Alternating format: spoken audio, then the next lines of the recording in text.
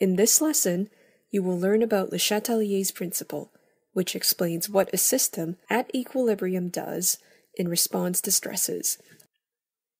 Let's return to our original example of you digging a hole and your friend refilling it simultaneously. If you start digging at a rate faster than refilling, the hole gets larger. In order to maintain a constant size of the hole, your friend must work harder to fill it faster. Following on the same idea, when a chemical system at equilibrium is stressed, the system works to restore equilibrium. This is Le Chatelier's principle. The stresses are changes to the concentration of either the reactants or products, changes to the pressure, although this is only applicable to gaseous systems, changes to the temperature.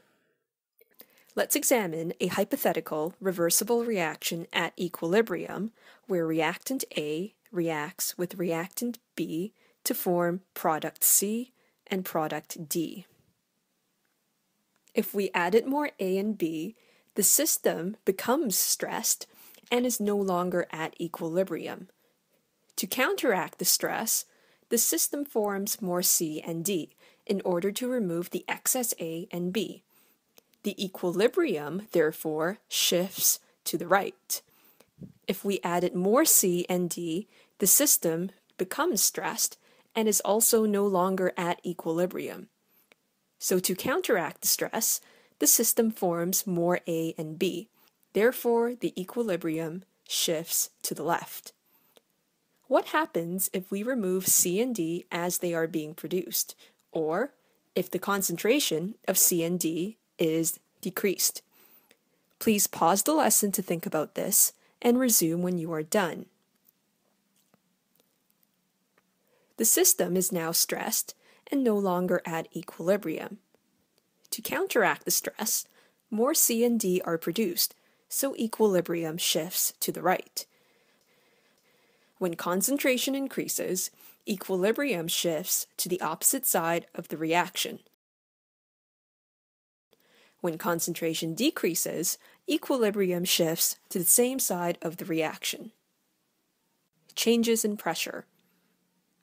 The stress to a system at equilibrium is only applicable to gaseous systems.